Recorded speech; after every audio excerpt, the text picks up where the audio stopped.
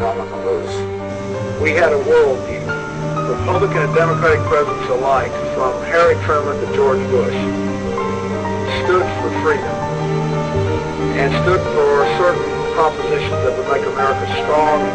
We have a real chance at this new world order, an order in which a credible United Nations can use its peacekeeping role to fulfill the promise and vision of the U.S. founders. In 1989, President Bush kept said, and it's a phrase that I often use myself, that we needed a new world order.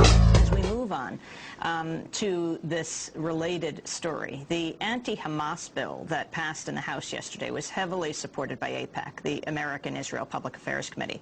In fact, one of the critics of the bill, Congresswoman Betty McCollum of Minnesota, who the ambassador referred to, accused AIPAC of threatening her because she voted against the bill. She said an AIPAC activist called her office to say her, quote, support for terrorists will not be tolerated.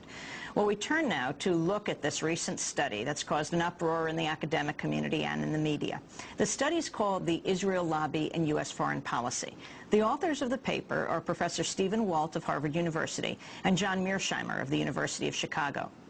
They charge that the United States has willingly set aside its own security and that of many of its allies in order to advance the interests of Israel. In addition, the study accuses the pro-Israel lobby, particularly AIPAC, of manipulating the U.S. media, policing academia, and silencing critics of Israel by labeling them anti-Semitic. Well, a new article in the New York Review of Books examines the controversial report and the reaction to it. It's called The Storm Over the Israel Lobby. It was written by media critic Michael Massing, who joins us now in our Firehouse studio. Michael's a contributing editor of the Columbia Journalism Review and frequently writes for the New York Review of Books. We welcome you to Democracy Now! Why don't you summarize the paper and the response? Well, the paper by the two professors, it's a very strongly argued case that U.S. foreign policy has been sort of taken into a counterproductive direction by the power of the Israel lobby. And they define the Israel lobby in very broad terms. They include not only groups like AIPAC, but Christian Zionists, neoconservatives, media monitor groups from a pro-Israel perspective, and so on. And people like, well, the former House Speaker, the majority with Tom DeLay. Tom DeLay and other people like that, Dick Armey, and so on and so forth. And they sort of put them all together. It's one thing that became controversial. Are Christian Zionists, for instance, part of the Israel lobby, or is that yet another type of pressure group, and so on? But they basically argue that from a strategic and moral standpoint, the U.S. really, it's not in America's interest to be backing Israel as strongly and unwaveringly as it does. And the main reason that Israel does back, that the U.S. does back Israel is because of the power of this lobby. And they attempt to show that not only has it sort of skewed U.S. policy on Israeli-Palestinian relations, but has affected U.S. policy on many other regional issues, particularly the war in Iraq.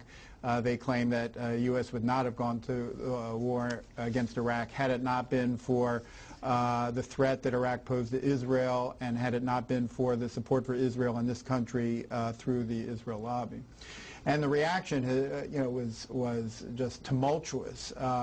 Before we get to the reaction, explain who these authors are of this piece, which makes it so significant. Right. Well, the senior person is John Mearsheimer, who is a professor of international relations, international security at the University of Chicago, and his colleague Stephen Walt, who is at the Kennedy School of Government at Harvard and has been the administrative dean there for the last 3 years. So these are two very eminent professors.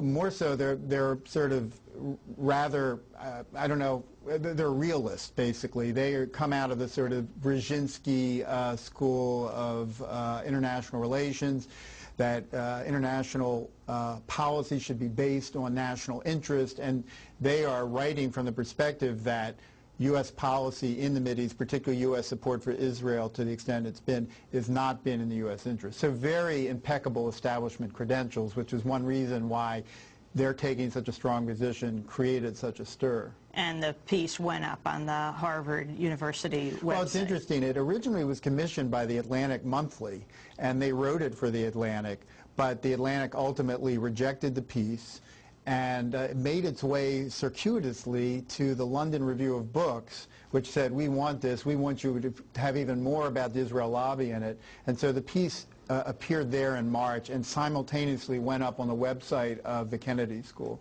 And the Harvard connection has added an element. It has brought much more attention just because of the Harvard brand name. The response in the media. Well, the response, I mean, the media is part of the response, but in general, many people have attacked this with a venom that has been extraordinary. Actually, the New York Sun has been in the lead. They ran several front-page articles of a really extraordinary nature. I mean, remember, all I'm offering is the truth, nothing more.